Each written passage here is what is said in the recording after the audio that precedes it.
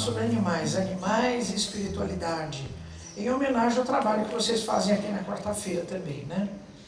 Quando a gente fala em espiritualidade, a primeira coisa que é levada a fazer é buscar o conceito de espiritualidade. Então a gente vai no dicionário e lá está escrito, a espiritualidade é o estado do que é espiritual. Bem, os animais estão inseridos nisso, uma vez que os animais são seres espirituais, como nós vamos ver. Mas hoje, no contexto da saúde, a gente trabalha com outro conceito de espiritualidade. Desde o começo do século XX, a partir de William James, um médico, filósofo, formado na Harvard, onde ele foi professor de fisiologia e depois de filosofia. Ele começou a perceber que aquele paradigma da medicina, que foi herdado da chamada Revolução Científica do século XVII, valorizava a matéria. Então, quando olhava o ser humano, valorizava o corpo físico dele. Então, tudo era relacionado ao corpo físico.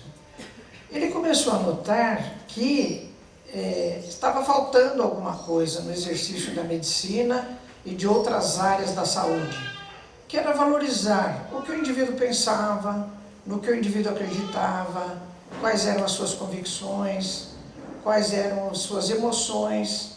Então ele começou a trazer para dentro do contexto da medicina esse outro olhar, ver o ser humano como um corpo físico, mas também essa outra dimensão do psiquismo, né, que era muito importante. Hoje nós sabemos que muitas das doenças, elas são psicossomáticas, elas são somatização de estados psíquicos, de estados emocionais quase sempre negativos, né? Então, a partir de William James, no começo do século XX, outros autores, outros cientistas foram também se ocupando desse novo olhar, de ver o indivíduo, o ser humano, como sendo um ser integral, com o seu corpo físico, com o seu psiquismo, com as suas preocupações, né? Então, a partir daí começou a surgir esse conceito de espiritualidade assim: vamos tratar do ser humano como um ser integral, para que ele busque a sua transcendência espiritual, galgando cada vez mais patamares mais altos na sua realização pessoal. Isso então começou a ser chamado de espiritualidade. Então hoje no mundo todo nós temos, através de vários institutos religiosos e não religiosos, esse trabalho de ciência, espiritualidade, saúde, espiritualidade, medicina e espiritualidade, com esse contexto. Então, no exercício profissional, busca-se levar o indivíduo a conquistar, através das suas convicções, das suas crenças, dos seus objetivos, buscar níveis de transcendência espiritual, cujo sinônimo é a espiritualidade. Então, eu estou dizendo isso porque eu sempre defendo essa tese. Olha, na espiritualidade que buscamos, também está inserida a maneira como nos relacionamos com os animais. Eu não sei se vocês se lembram de uma passagem no livro Missionários da Luz. André Luiz está junto com Alexandre e eles estão atendendo umas pessoas que estão em estado muito difícil. E André Luiz se estranha o fato de que essas pessoas fazem orações fervorosas, mas não são atendidas pelo plano espiritual. Então ele pergunta para Alexandre: mas por que essas pessoas, com essas orações tão fervorosas, o plano espiritual não atende? E Alexandre explica para André Luiz: André Luiz, presta atenção na maneira como eles tratam os seus animais. Eles são cruéis, eles são violentos, eles são perversos. Então forma-se em volta deles e no ambiente onde eles vivem uma carapaça de fluidos deletérios. E não é que o plano espiritual não atende, o plano espiritual quer atender, mas as vibrações são tão sutis que elas não conseguem penetrar nesse ambiente de fluidos deletérios criados pela maneira como essas criaturas tratam os animais de maneira perversa, não é? Então, a chamada espiritualidade que a gente está cuidando hoje, nela está inserida a maneira como nós tratamos os animais, como nós cuidamos dos animais, como nós vemos os animais, não é? Até hoje os animais são vistos como coisas utilizáveis, descartáveis, como eu vou mostrar depois aí para frente. Então, nesse estudo que eu venho fazendo, eu tenho 2 livros, A Questão Espiritual dos Animais. Essa edição última agora, eu lancei o ano passado, em comemoração aos 20 anos desse livro. Ela foi revista, foi ampliada, ela está com o dobro de páginas do que era. E eu coloquei mais alguns capítulos, né? E essa outra, Alma dos Animais, esse livro foi o primeiro que eu escrevi, em 1997. Mas ele estava esgotado e a editora de início não tinha interesse em editar, porque ela mudou o perfil, ela virou mais para esse lado da divulgação. Então eu pedi para eles me liberarem do contrato, me liberaram, e a editora lá de Matão, o Clarim, me convidou para editar o livro, através do Aparecido, que é muito meu amigo. Eu falei, então tá bom. Então eu editei esse livro ano passado também lá pelo Clarim. Então fica à disposição de vocês esses 2 livros para a gente estudar. Bom, olha o Clarim outra vez valorizando o meu trabalho aí. Eles publicaram nessa revista, lá da Revista Internacional de Espiritismo, um artigo que eu escrevi sobre a verdadeira natureza dos animais. Porque como é que nós vamos mudar o nosso comportamento perverso em relação aos animais? Conhecendo sua verdadeira natureza, não é? Então, esse artigo trata disso, a verdadeira natureza dos animais. Então, o que eu vou mostrar para vocês é o que eu fiz nesse artigo, que consta desses 2 livros, buscando a verdadeira natureza dos animais, no enfoque espírita e no enfoque acadêmico. Então, vamos lá. A primeira coisa no enfoque espírita, os animais têm alma, os animais têm espírito, porque se eles têm, nós vamos ter que cuidar disso. Se não tem, a gente faz mais uma prece, vai tomar mais um cafezinho, visita aí o ambiente e vai embora, não é? Então vamos ver como é que a coisa rola aí. Vamos ao Livro dos Espíritos, questão 597. Olha, tudo que eu vou dizer para vocês, eu vou citar a fonte, porque como essas questões são controversas, então eu cito a fonte para que depois vocês busquem no original o texto ao qual eu estou me referindo. Livro dos Espíritos, questão 597. Kardec pergunta aos espíritos: pois se os animais têm uma inteligência que lhes dá uma certa liberdade de ação, há neles um princípio independente da matéria? Antes de buscar a resposta, eu queria analisar essa pergunta. Vocês perceberam que Kardec não está perguntando se os animais têm inteligência? Ele está afirmando, olha, se os animais têm uma inteligência, ele já está dizendo que os animais têm inteligência, né? Você imagina, faz mais de 150 anos isso. E a ciência acadêmica, só em meados do século XX, lá para 1960, é que começou a pesquisar para mostrar que os animais são seres inteligentes. Então, outra coisa que eu queria chamar a atenção nessa pergunta, ele diz assim: há neles um princípio independente da matéria. Que história é essa de princípio? Vamos à questão 27 do Livro dos Espíritos. Lá nós aprendemos que só existem 3 elementos no universo: Deus, o Criador, o princípio material afeta a matéria e o princípio espiritual afeta ao espírito. Então, quando Kardec pergunta, a inteligência dos animais está ligada a algum princípio, a gente já pode deduzir, olha, é princípio material ou é princípio espiritual, não é? Então a própria pergunta é indutiva da resposta, não é? Então vamos ver, vamos em seguida ver lá. A resposta, olha, sim, e que sobrevive ao corpo. Simples e direta, não é? Bom, então eu vou citar para vocês um caso do Lorde, que é o cachorro que foi do Chico. Quem já leu esses livros da vida do Chico, sempre tem histórias do Lorde lá pelo meio, né? Então, a história do Lorde. O que aconteceu? Esse caso está relatado no livro Testemunhos de Chico Xavier, da nossa companheira Sueli Calda Schuber. Então, lá está dito o seguinte, olha, nessa época, essa carta é de 25 de janeiro de 1951, nessa época não tinha celular, não tinha fax, não tinha essas facilidades, né? Como é que as pessoas se correspondiam? Por carta. Quando eu vim estudar em São Paulo, eu entrei na faculdade em 1959. Aí eu pegava, escrevia para os meus pais, punha a carta no correio. Demorava uns 10 dias para chegar lá. Depois meus pais respondiam e assim, era chamada carta de próprio punho. As pessoas da minha faixa etária vão saber o que é, né? Porque você pegava na caneta ou no lápis, ó, escrevia. Então, era chamada carta de próprio punho, porque você podia também ter o recurso da máquina de escrever e você datilografava, né?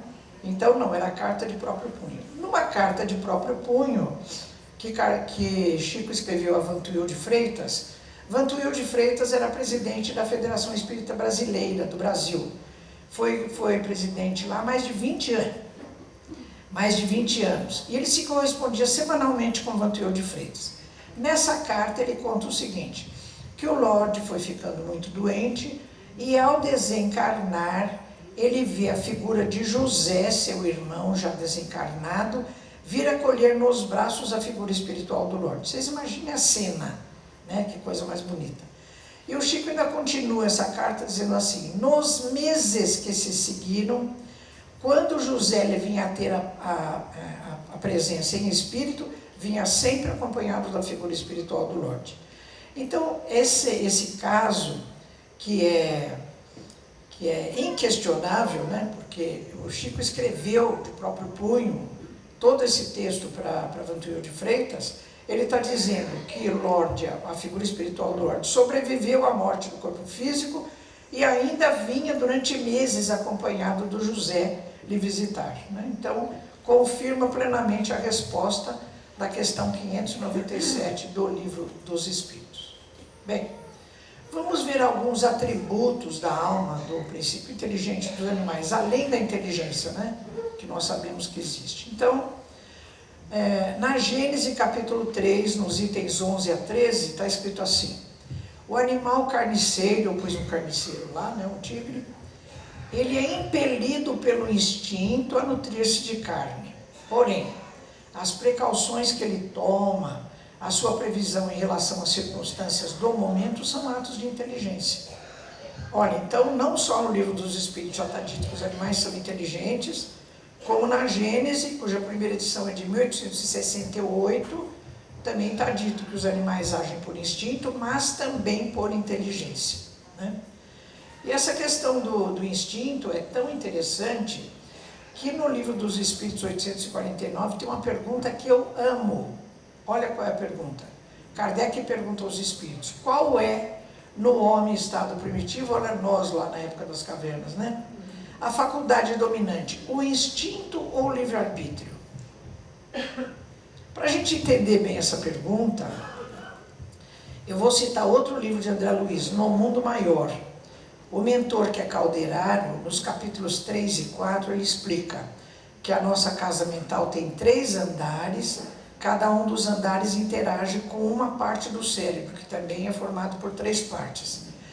Toda essa questão do instinto, ela se manifesta através do trabalho da porção mais profunda do cérebro. Enquanto essa outra parte, que é a do livre-arbítrio, ela diz respeito ao 3º andar da casa mental, que trabalha com os lobos frontais. Então ele está perguntando aqui, olha, nessa coisa, nesse homem primitivo, e o 3º andar da casa mental ainda estava se construindo, qual a faculdade dominante? O instinto aqui embaixo ou o livre-arbítrio aqui em cima? Qual é a resposta? A resposta é surpreendente, olha, o instinto. Então, essa coisa de nós dizermos que o ser humano, olha nós aqui, né, espírito com letra maiúscula, agimos por livre-arbítrio, agimos por inteligência, por atos cognitivos, e os animais por instinto, está totalmente errada. Tanto na visão espírita quanto na visão acadêmica. Todos os seres agem por instinto e por inteligência. Instinto quer dizer o que hoje na chamada etologia, que é a ciência do comportamento? É tudo aquilo que o ser já aprendeu a fazer anteriormente. Então, por exemplo, eu não sabia andar de bicicleta, aprendi a andar de bicicleta, ando automaticamente, instintivamente. Esse aprendizado eu ponho numa gaveta do meu arquivo de memória com o rótulo instinto. Então, o que os seres primitivos aprenderam a fazer? A primeira coisa, sobreviver. Segunda coisa, reproduzir a espécie. Então, essa criatura aqui, o que ela fazia lá? Ela tinha o lobo frontal bem pouco desenvolvido porque ela precisava só sobreviver, reproduzir a espécie, começar a se reunir com os companheiros para caçar, essas coisinhas assim. Ninguém pensava em fazer uma instituição assim, como é agora aqui, ou pensava no aquecimento global, ou na paz mundial, porque não tinha lobo frontal suficiente para isso, né? Então a nossa faculdade dominante era o instinto. Então todos os seres agem por instinto e agem por inteligência. Bom, outra coisa, outro atributo do princípio inteligente dos animais. Os animais reencarnam. Na questão 599, pergunta: a alma dos animais pode escolher a espécie em que prefere encarnar-se? Então eu fico pensando, lá na minha casa, meu marido gosta muito de telas, então a gente tem umas 4, 5 telas na nossa sala. E tem umas 2 ou 3 lagartixas enormes que moram atrás dos quadros. A gente está vendo o Jornal da Noite, daí a pouco sai uma delas e vai caçar pernilongo. Aí eu falo: Flávio, olha, uma delas já está caçando lá, olha como ela está gorda. Aí eu fico pensando, será que na próxima encarnação ela vai querer nascer como jacaré do Pantanal, alguma coisa assim, né? A nossa gatinha também, a Blanquita, ela vem e se esparrama no sofá assim, de barriga para cima. Quando o gatinho põe a barriga para cima assim, ele está dizendo: olha, eu confio em você. Porque expor a face visceral, que é a nossa face e a dos animais também, mais vulnerável, é um sinal de confiança. Aí eu falo: será que essa criatura depois vai encarnar como onça pintada, né? Vai querer encarnar como onça pintada? Não. A resposta é negativa: não. Os animais não têm o livre-arbítrio suficiente para esse tipo de escolha. Eles têm para outras coisas, né? Por exemplo, o meu cachorro, quando eu mando lavar a cortina, a primeira coisa que ele faz é ir lá fazer xixi na cortina. Porque ele fala: não, aqui eu quero o meu cheiro na cortina e não o cheiro da lavanderia, né? Então, para algumas coisas eles têm livre-arbítrio, para outras não. Então, quem faz isso são espíritos humanos que cuidam do processo encarnatório dos animais, né? Então, está aí o macaquinho pensando na vida. Na questão 601, Kardec pergunta: os animais também seguem uma lei progressiva como os homens? Todo esse trecho está falando do processo reencarnatório. E a resposta é afirmativa: sim, os animais também evoluem através do processo reencarnatório. Animais e consciência. Acho que vocês estão falando, olha, a Ervina está abusando, já falou que reencarna, já falou que existe. Agora, animais têm consciência? Não sou eu que estou falando, não. Olha quem é. André Luiz, aliás, é Calderaro, no livro No Mundo Maior, capítulo 3. Olha o que ele diz: a crisálida da consciência. Vocês lembram o que é crisálida? Ele está se referindo àquele ciclo reprodutivo da borboleta. Ela vem, põe os ovinhos em cima da folha, cada ovinho vai, vira uma lagarta. A lagarta come a folha da árvore da sua preferência, fica gordona, aí ela começa a tecer uns fios em volta, né? Ela secreta um fio, cria um casulo, ela fica lá dentro uns 15 dias, depois rompe o casulo e sai a borboleta. Essa fase do casulo, que metaforicamente quer dizer potência, é a fase da crisálida, né? Então ele está dizendo, potencialmente na fase de potência da consciência, que reside no cristal a rolar na corrente do rio, aí se acha em processo liberatório. Olha, uma das grandes questões na doutrina espírita é saber em que momento o princípio inteligente começa a atuar na matéria. Se é no mineral, se é no vegetal, se é no animal. Ele está sinalizando aqui que é nos minerais. Olha o que ele está dizendo: a crisálida da consciência que reside no cristal a rolar no leito do rio, ou seja, naquelas pedras, naquele seixo do leito do rio. Aí se acha em processo liberatório, não é? É uma coisa que a gente precisa continuar a estudar. Temos pouca informação sobre isso. Então, consciência. Os animais pensam. Tudo que eu estou dizendo aqui para vocês, eu vou ver depois no enfoque acadêmico, né? Os animais pensam. André Luiz, em Mecanismos da Mediunidade, capítulo 4, que se chama Pensamento das Criaturas, ele diz assim, olha, a angelitude emite os seus pensamentos e os seus sentimentos, que vem tudo num bloco só, através de raios ultra super curtos. Eu coloquei aqui como exemplo para vocês o caso da Cipriana, que também está no livro No Mundo Maior de André Luiz, capítulos 4 e 5. Não sei se vocês lembram. André Luiz e Calderaro estão diante de um processo obsessivo muito grave de Pedro e Camilo. Pedro assassinou Camilo. por questões financeiras. Aí o Camilo fica o tempo inteiro no plano espiritual armando uma estratégia para se vingar do Pedro. E o Pedro, com o tempo, ele começa a entrar em processo de culpa, de remorso. Eles ficam emaranhados num processo obsessivo, um obsediando o outro durante 20 anos. Quando André Luiz e Calderaro chegam ali, eles estão envolvidos numa carapaça de fluidos deletérios e eles não conseguem ajudar. Então André Luiz, muito ingenuamente, diz assim para Calderaro: mas Calderaro, não podemos auxiliá-los com palavras de conforto? E Calderaro fala: não, André, esses casos graves de processo obsessivo precisam de uma vibração de amor que nós ainda não temos. Então eles convocam Cipriana, que é um ser já em outro plano. Essa passagem é maravilhosa, eu convido vocês a relerem.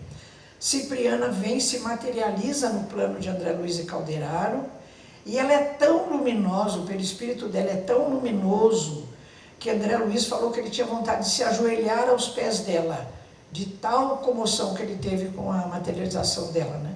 E como ela já vibra em raios ultra super curtos, ela faz assim, ó, bzzz, parece aquela britadeira de asfalto, e a vibração de amor dela rompe aquela carapaça, e eles conseguem vê-la, e ela consegue telepaticamente falar com eles. Olha que coisa maravilhosa, né? Então, são esses raios ultra super curtos. Nós aqui, como eu digo, do baixo clero, né? Do baixo clero, nós vibramos em ondas curtas, médias e longas. De modo geral, no nosso cotidiano, em ondas longas, em ondas médias, quando a gente faz uma prece, quando a gente vê um bebezinho nascer, né? E coisas assim. E ondas curtas, elas são tão raras que Calderaro diz assim: a maior parte da humanidade nasce, vive e morre sem vibrar um só minuto em ondas curtas. Então nós vibramos em ondas curtas em momentos muito sublimes, em momentos de meditação, de felicidade, de fraternidade. É muito raro a gente termos condição de vibrarmos em ondas curtas. E os animais, dizem ele, vibram o seu pensamento em ondas fragmentárias. Eu chego a confessar para vocês que eu tenho muita dificuldade de entender o que são ondas fragmentárias. Será que é assim, pensa um pouco, fica no vazio, pensa mais um pouco, né? Mas não é bem isso. Ondas fragmentárias, eu estou chegando à conclusão que ele deve estar relacionado com a capacidade do ser de relacionar causa e efeito. Então, porque os animais, assim como os bebezinhos humanos, eles não ficam em atenção muito tempo numa coisa. Eles fazem assim, daí pula para lá, daí pula para lá. Eu penso que é isso que é fragmentar, quer dizer, é um pedacinho aqui, outro pedacinho ali, outro pedacinho ali, né? Eles não têm atenção suficiente para ficar em continuidade numa só ideia. Essa é a minha leitura. Agora, veja o que interessante. Lembra aquele homem primitivo, lá nós na caverna, da questão 849? É esse aqui que André Luiz fala em mecanismos da mediunidade, aliás, em evolução em dois mundos, aqui embaixo, olha. Ele fala no capítulo 10 que aquele homem primitivo também tem o seu pensamento vibrando em ondas fragmentárias. Olha que coisa interessante. Então esse muro que a gente coloca entre seres humanos e animais, vamos tirar mais um tijolinho, não tem. Não tem, é tudo um processo. É todo um processo, né?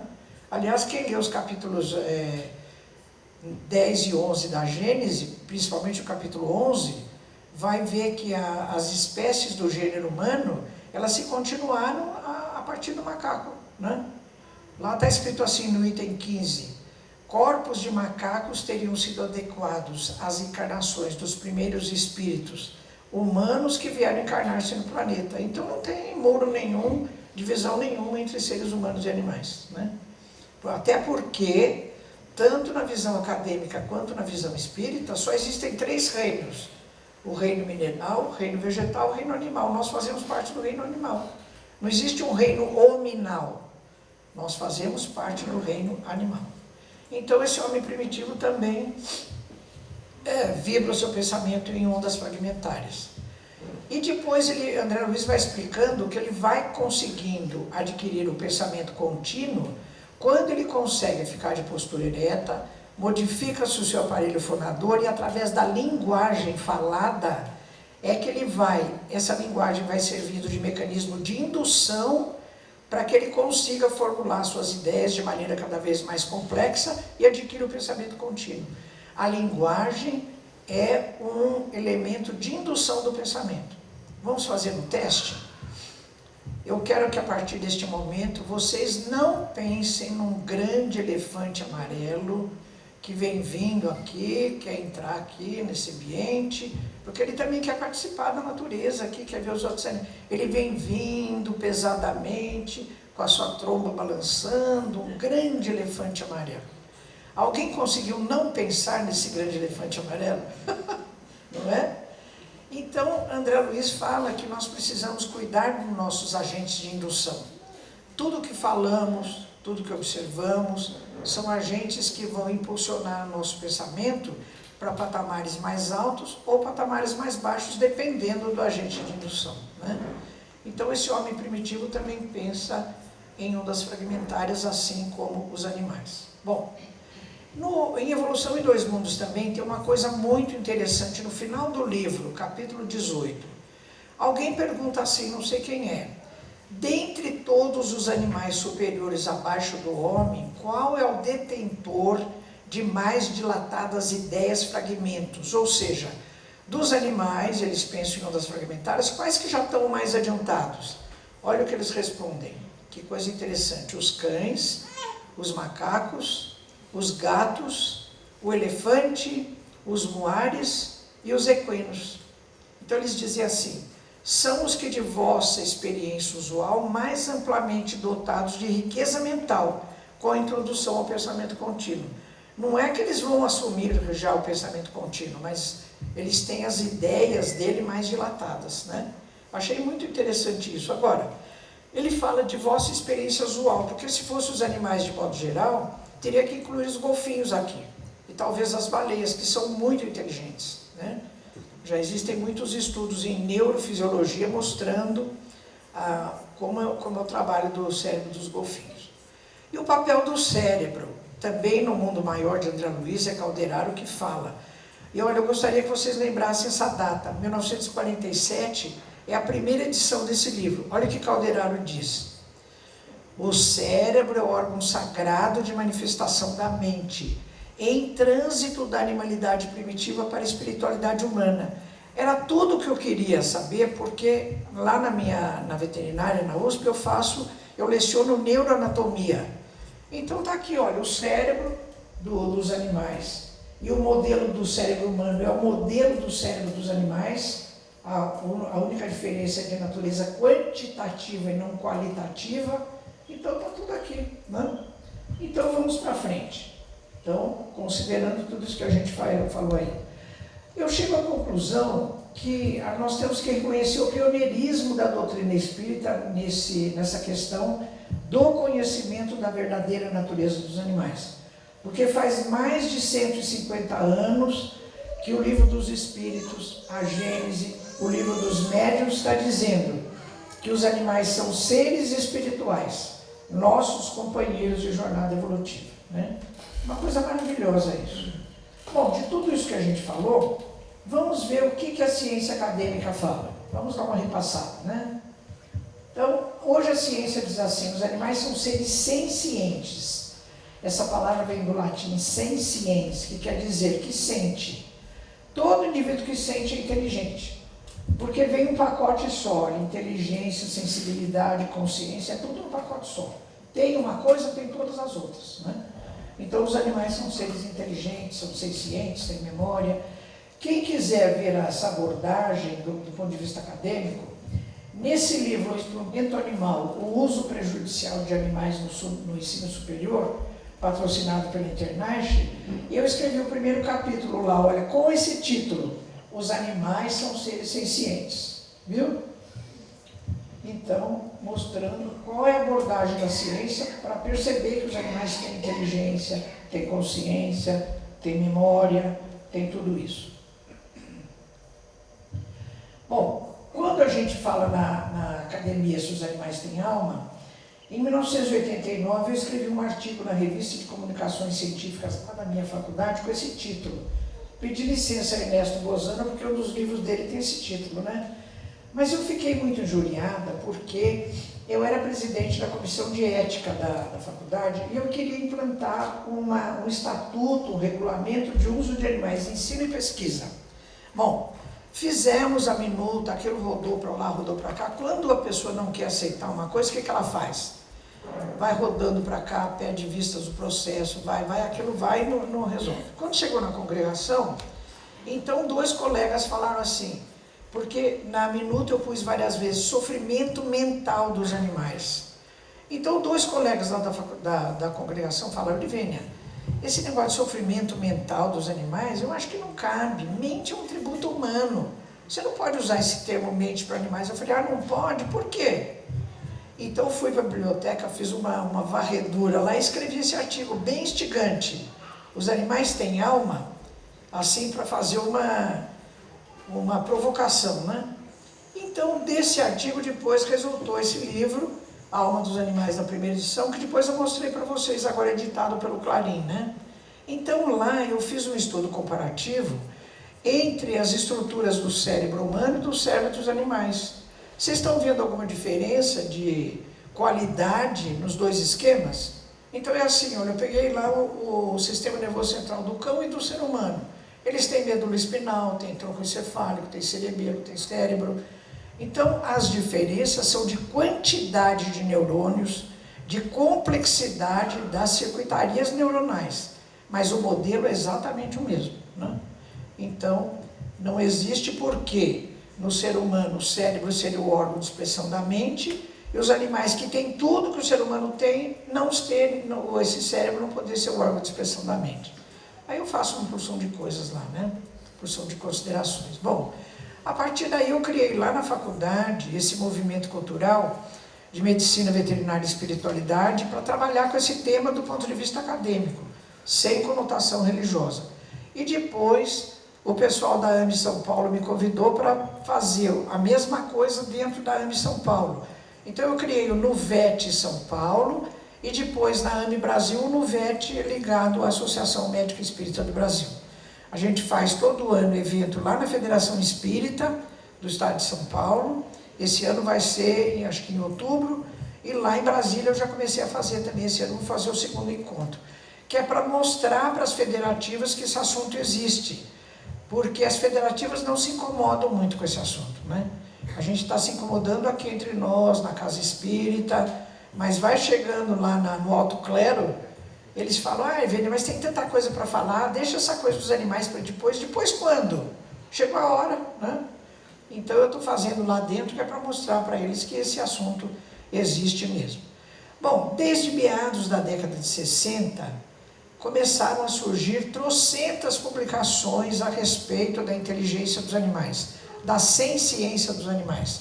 Não dá tempo de falar, mas eu queria mostrar, olha, a pré-história da mente do Steven Mitten, O Parente Mais Próximo, está traduzido para o português. O Roger Fuchs é um biólogo americano, ele ensinou durante mais de 30 anos para chimpanzés a linguagem gestual, né? Que é chamada de Libras aqui, não? Como é que é? Libras, né? Aqui no Brasil. E eles aprenderam, são mais de 150 sinais. Os chimpanzés aprenderam, todos eles, aprenderam a se comunicar com os seres humanos e a transmitir conteúdo da sua mente, que então era julgado como sendo apenas dos seres humanos. Esse livro aqui é fantástico. Olha, A Mente dos Animais, ele quase fala que é um trabalho português. Esse aqui, olha, Os Cães Sabem Quando Seus Donos Estão Chegando, é um trabalho do Rupert Sheldrake. Esse do Griffin, As Mentes dos Animais. O Griffin foi o cientista que na década de 60 descobriu a maneira como os morcegos se orientam espacialmente. É um senhor cientista. Então está cheio de publicações muito importantes na academia mostrando que os animais são seres sencientes, né?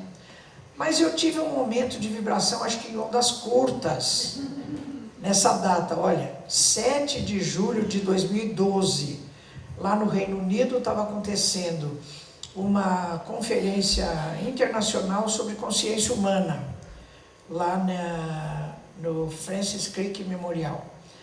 Então, liderados pelo Dr. Philip Lowe, que já esteve aqui no Brasil. Ele é da Stanford University, nos Estados Unidos. 26 desses neurocientistas de todos os países assinaram um documento que ficou conhecido como Declaração de Cambridge, dizendo assim: não podemos mais fazer de conta que não sabíamos. Não sabíamos o quê? Que mamíferos, aves e alguns invertebrados, como os polvos, têm consciência.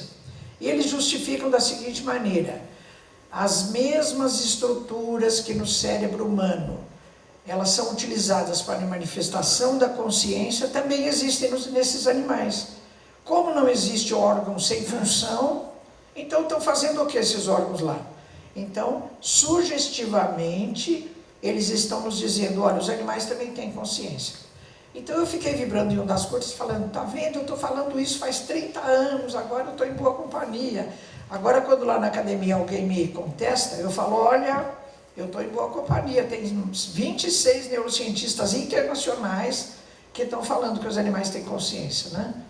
Então esse foi um momento muito importante aí, porque a academia está reconhecendo o que pioneiramente a doutrina espírita vem falando há mais de 150 anos. Bom, hoje em dia tem muitos estudos sobre o cérebro dos animais na academia. Olha, por exemplo, esse autor aqui, Hendricks e colaboradores, eles fizeram um estudo de áreas cerebrais em cães em ressonância magnética funcional. Eu fiquei tão humilhada porque eu estava contando aqui para o meu amigo que eu já tive 3 vezes pancreatite. Aí a gente tem que fazer ressonância magnética, né? E eu não entro naquele tubo nem sob tortura, porque eu sou claustrofóbica. Agora, a última vez eu tive que entrar, porque eu tinha que fazer uma ressonância sob comando, né? Então, esses animais foram treinados, eles ficam lá no tubo quietinhos e fazem a ressonância deles. Então, eu tenho que aprender com eles a me comportar, né? A última vez eu consegui. Fiquei toda feliz. Então, o que eles... olha eles lá quietinhos. Então, o que eles fazem? Põe fone de ouvido nesses cães, eles emitem mais de 60 sons. Sons assim de latido de outro cão, de explosão, o próprio tutor dele falando carinhosamente com ele. Quando o tutor fala carinhosamente com ele, o que acontece? Olha que coisa mais interessante. As áreas de percepção e de processamento da voz também existem nos cães, com um padrão funcional semelhante ao apresentado pelos seres humanos. Esses dados elucidam como os cães podem entrar em sintonia com o sentimento dos seus tutores. Por quê? Que áreas cerebrais foram marcadas? O córtex auditivo secundário, primário também. Mas o secundário, ele já faz ele começa a fazer o processamento da voz. Quer dizer, ele reconhece que aquele tom de voz é do tutor dele, ao qual ele tem afetividade, para o qual ele tem afetividade.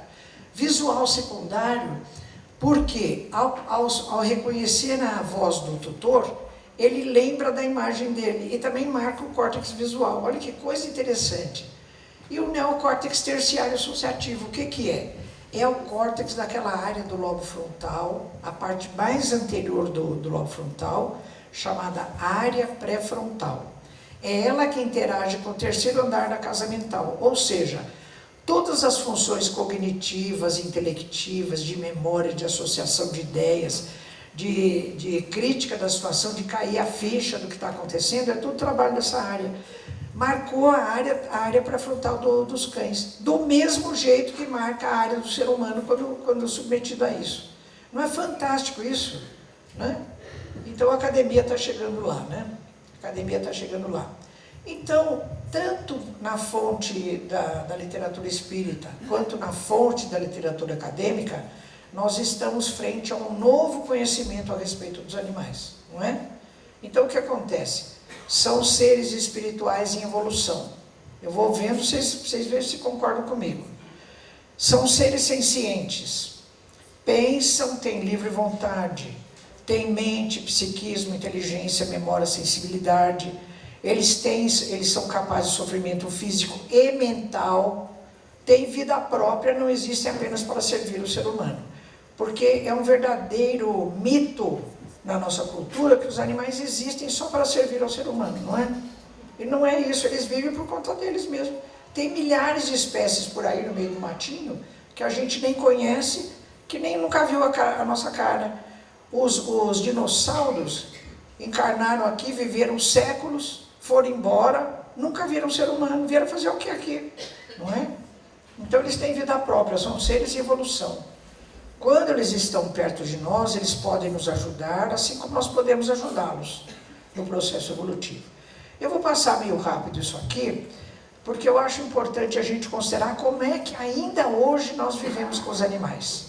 Então vamos lá, olha. Hábitos culturais, com resíduos, né, desse paradigma. Como nós vivemos com os animais. Como os seres humanos de hoje interagem com os animais. Então, olha, tem os pets, né? Ah, os pets, que gracinha, não é? E ainda, além do cão, do gato, dos animais coisa, as pessoas estão trazendo para dentro de casa animais exóticos. Cobras, tucano, animais selvagens que vivem na... como é que chama aquele outro? Aqueles lagartos grandes. E ainda muitos têm que serem mutilados para poderem viver no ambiente doméstico, né? Então os pets são da família, né? Mas e os outros animais? Então o professor Romano lá da Unicamp, ele diz assim que o ser humano tem uma capacidade muito grande em entrar em vácuos éticos. Então é assim, eu sou, por exemplo, contra aborto, imagina aborto. De repente acontece um caso muito próximo da gente, a gente diz, mas nesse caso, né? Então você entra num vácuo ético para resolver aquela situação. Em relação aos animais, assim também. A pessoa tem o seu pet, cuida bem, adora o seu pet, depois senta na mesa, come o seu bife, vai assistir uma vaquejada, vai assistir um espetáculo de rodeio. Quer dizer, os outros animais são outra categoria. É bem assim que a coisa rola, né? Então os animais, olha, os deprimentes espetáculos de diversão. Felizmente, pelo trabalho do Fórum Nacional de Proteção e Defesa Animal, animais de circo aqui no Brasil, tem muito pouco circo que ainda tem animais, né? A maior parte já não tem por conta desse trabalho. Vaquejada, né? Que é uma coisa... agora no dia 26 de março, eu fui intimada para um processo judicial, porque eu faço parecer contra todas essas coisas, né? E o indivíduo que é campeão de rodeio, ele está contestando uma porção de coisas que a gente está levantando. Então a gente vai lá outra vez, falar tudo de novo, né? Mas vai, paciência, né? Tem que fazer isso.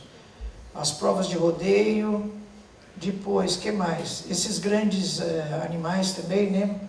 Em aquários, rinha de galo, rinha de pitbull, tudo isso ainda, infelizmente, ainda existe. Farra do boi, lá em Santa Catarina, né? Que ainda também escondido eles fazem lá, eu já fui lá umas 3 vezes. Animais de produção, os animais de produção ainda sofrem muito. Mesmo o nosso copo de leite ainda tem muito sofrimento, as vacas leiteiras sofrem muito. Vocês estão vendo essa vaca leiteira lá em cima? Eu vou mostrar para vocês uma coisa a respeito dela. Olha. Eu tinha um colega de turma que era produtor de leite, era fazendeiro produtor de leite. Eu sempre ouvi ele falar dos torneios leiteiros. Então, quando eu fui tratar desse assunto, eu liguei para um amigo meu que é veterinário, que trabalha em produção leiteira. Aí eu perguntei para ele, escuta, quanto mama um bezerro no primeiro mês? Ele falou 6 a 8 litros por dia. Depois, quando ele começa a pastar, 12 a 15 litros. Aí eu continuei a perguntar, quanto produz uma vaca mestiça no pasto? Produz 10 a 20 litros por dia, ou seja, o que ela produz é suficiente para o bezerro dela mamar. Bom, aí perguntei, e vacas especializadas? Por exemplo, tem de raças a holandesa, a girolando, a jersey, elas são mais propensas a produzir mais leite. Elas produzem 25 a 40 litros por dia. Eu disse, e essas vacas que elas são preparadas para participarem dos torneios leiteiros. Elas tomam uma carga grande de hormônio, de ocitocina, de tudo quanto é coisa. Elas produzem 70, 80, 90 litros por dia. A vaca campeã de 2016 produziu 24 horas 107 litros. Hoje em dia as vacas são selecionadas para terem o seu posterior aqui a chamada cintura pélvica larga, com as pernas bem abertas, que é para poder sustentar o úbere que é para produzir essa quantidade de leite. Pior que isso é a comemoração. Então, o que eles fazem nas corridas de automóvel? Eles quase o champanhe, né? Eles pegam o leite que a coitada produziu em 24 horas e jogam em cima do dono da vaca, né? Que é quem ganha a medalha, não é a vaca. Então, olha a comemoração, que beleza, né? Isso é um espetáculo mesmo deprimente, porque nós não temos o menor respeito pelos animais de produção. Animais de pesquisa também ainda sofrem bastante. Se bem que já existem muitos esforços para minorar isso, né? Existem as chamadas CEUAs, Comissão de Experimentação, de Uso de Animais, que controlam um pouco as coisas, então, mas ainda existe muita coisa para ser aprendida. Então, do ponto de vista ético, é a pergunta que a gente deixa no final, né? Será que depois de conhecer a verdadeira natureza dos animais, são seres espirituais em evolução, são seres sencientes, nós temos o direito de dispor deles como nós fazemos ainda hoje? Né? Então é a pergunta que fica aí para a gente fazer uma reflexão. E vou mostrar que as coisas estão melhorando. Olha, eu tenho maior respeito por essa criatura, José do Patrocínio. Vocês se lembram dele, porque ele foi um grande ativista como é que se chama? Da suspensão da escravatura, né? Mas ele fez muito mais do que isso, olha. Ele era filho de uma escrava negra e de um padre, que não lhe reconheceu paternidade, é claro, mas deixou que ele se criasse no ambiente da sacristia e ele se aculturou. Ele foi depois para o Rio de Janeiro, se tornou um jornalista, e ele escrevia diariamente no jornal chamado A Notícia. Quem quiser pesquisa na internet, ele tem vários trechos defendendo animais. Num deles ele diz assim: eu tenho pelos animais um respeito egípcio. Penso que eles têm alma, ainda que rudimentar, e que sofrem conscientemente as revoltas da injustiça humana. Diz a literatura que ele estava escrevendo um texto sobre os animais, quando ele se sentiu mal, caiu sobre a máquina e desencarnou. O último ato desse grande brasileiro foi em defesa dos animais. Olha que maravilha, né? José do Patrocínio, onde quer que esteja, receba o nosso abraço. Também Carl Sagan, que além de astrofísico era biólogo, nesse livro, Os Dragões do Éden, ele diz assim: se os chimpanzés têm inteligência, têm consciência, se têm capacidade de abstração, não devem eles ter acesso àquilo que se convencionou chamar de direitos humanos, né? Olha, ele defendendo os animais também. Mahatma Gandhi: de todos os crimes que o homem comete contra Deus e contra a criação, a vivissecção é o pior deles. Vivissecção é o nome que se usa para experimentação animal, de modo geral. Continuando ainda, eu adoro a fala do Jeremy Bentham, um filósofo inglês do século XIX, que dizia assim: nós não precisamos perguntar se os animais são capazes de pensar ou de se comunicar. Bastaria sabermos se são capazes de sofrer. Eles sofrem? Pronto, já merece o nosso respeito, né? Então ele já matou a charada, o Jeremy Bentham. Em Missionários da Luz, o mentor Alexandre diz: a missão do superior, se é que nós nos achamos superiores, é de amparar o inferior e educá-lo. Sem amor para com os inferiores, não podemos aguardar a proteção dos superiores. É aquilo que Alexandre fala naquela citação que eu falei, que as pessoas não recebem a proteção espiritual porque maltratam os animais. E ainda Emmanuel, no livro Emmanuel, ele diz: recebei como obrigação sagrada o dever de amparar os animais. Estendei até eles a vossa concepção de solidariedade. Que coisa mais bonita, né? Eu vou terminar fazendo um resumo de um capítulo do livro A Gênese da Alma, de Carl Schutel. Ele tem um capítulo que se chama Apelo em Favor dos Animais. Então vamos lá. Ele diz assim: vós que vedes luzes nestas letras que traçam a evolução espiritual, tende compaixão dos pobres animais. Sede bons para com eles, como desejais que o Pai Celestial vos cerque de carinho e de amor. Não encerreis os pássaros em gaiolas, renunciai às caçadas, acariciai os vossos animais, dai-lhes remédios na enfermidade e repouso na velhice. Lembrai-vos de que os animais são seres vivos que sentem, que pensam, que se cansam, que têm força limitada, que adoecem, que envelhecem. Os animais são nossos companheiros de jornada evolutiva, de existência terrestre. Como nós, eles vieram progredir, estudar, aprender. Sede seus anjos tutelares, sede benevolentes para com eles, como é benevolente para com todos o nosso Pai que está nos céus. Então nos resta lembrar que Jesus nasceu num estábulo cercado de animais. Por que será, né? Acho que ele já deu um recado para a gente aí, né?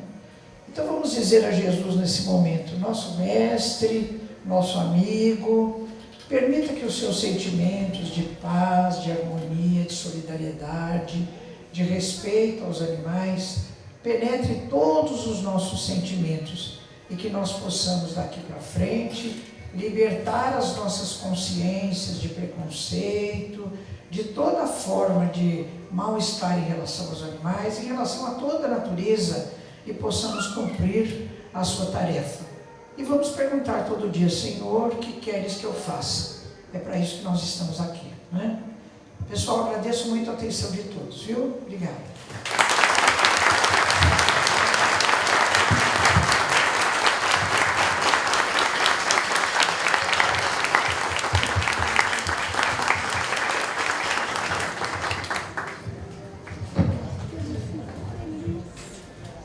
Que espetáculo!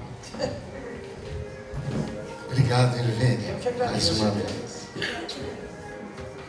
Eu estava me lembrando agora, um dia a Heloísa Pires veio fazer uma palestra lá na sede antiga, ainda de Obreiros, e estava contando para a gente um dia que o pai dela desencarnou.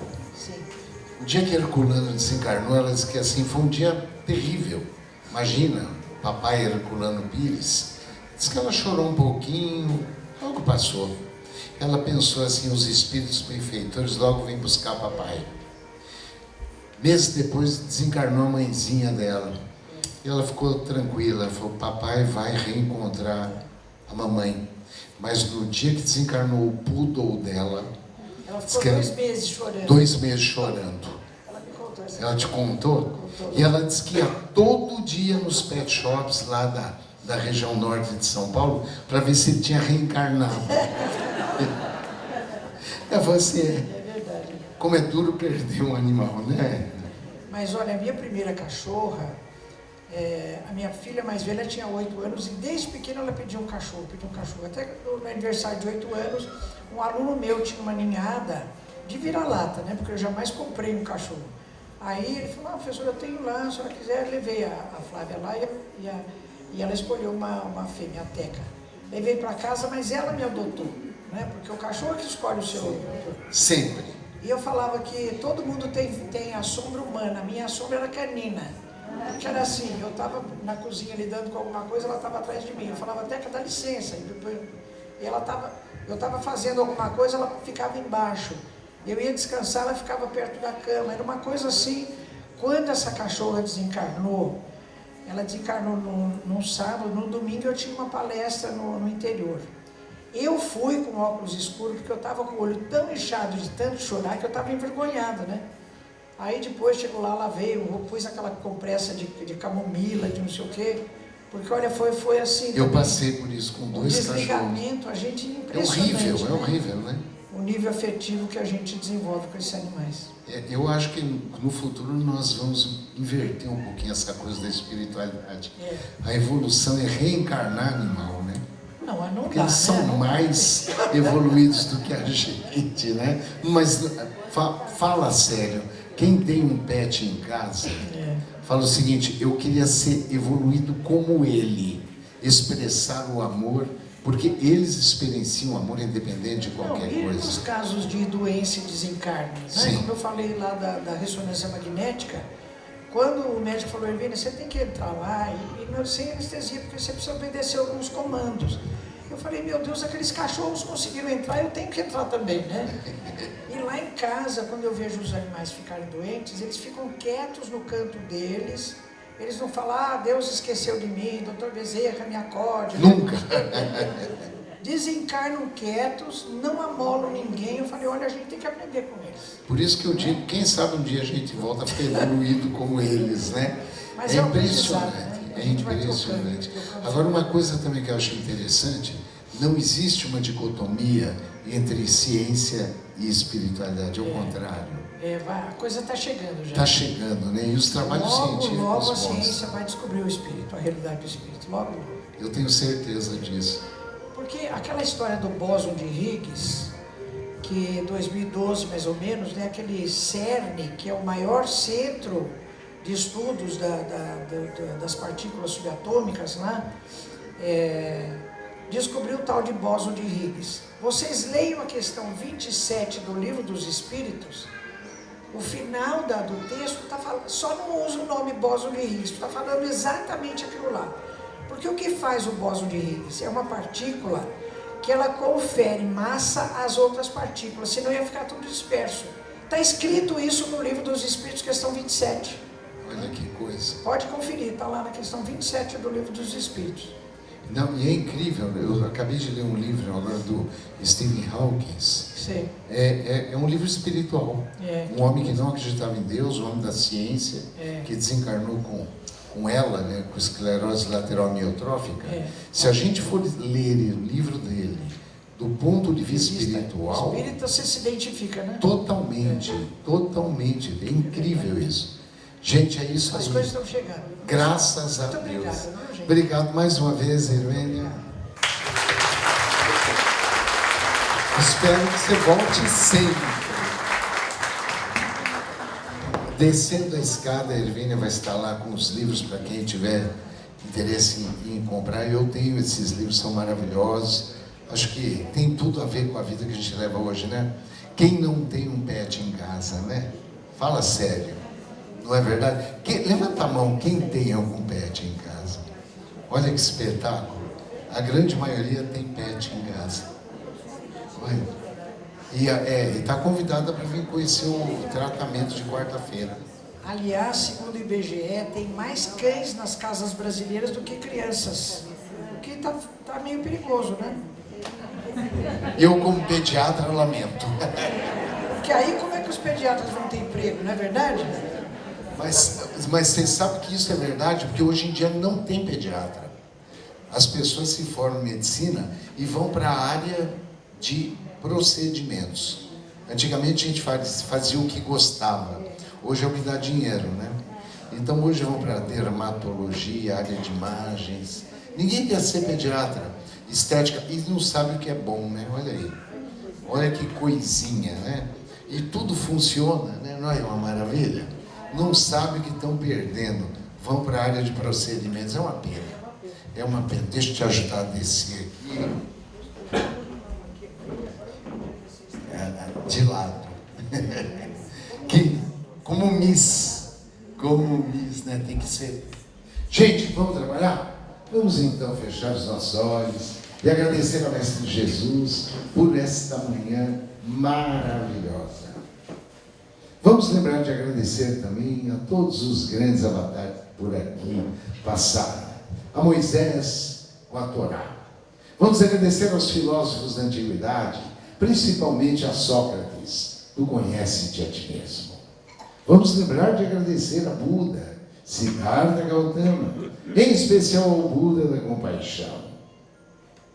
Agradecemos a Maomé, a Lutero, a Calvino e a Santa Igreja Católica, a grande responsável por chegar até nós, os ensinamentos de Mestre Jesus. E assim, lembramos do grande Francisco de Assis, de Santo Agostinho, de Dom Bosco, de João Paulo II e delas, sempre lembrando delas, exemplos de amor ao próximo. Madre Teresa de Calcutá, e a nossa mentora querida, a razão desta casa existir, nossa queridíssima irmã Dulce. Queremos agradecer por essa doutrina fantástica, que tanto nos conforta, ao grande Allan Kardec, e a ele, por sua obra literária, 458 livros psicografados, e pelo exemplo de humildade. Talvez o grande médium de Jesus, o maior dos brasileiros, Chico Xavier.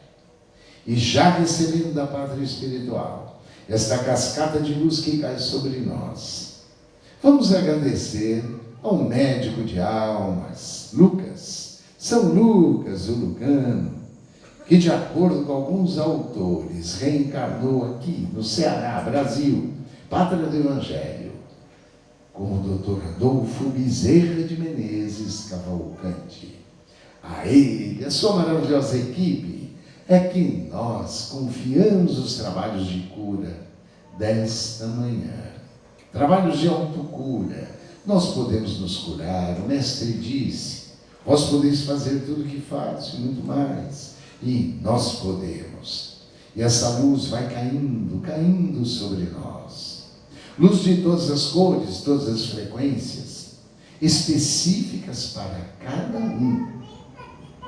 E ela vai sendo reabsorvida lentamente pelo chakra coronário, no alto de nossas cabeças, e vai limpando a nossa tela mental contra todos os maus pensamentos.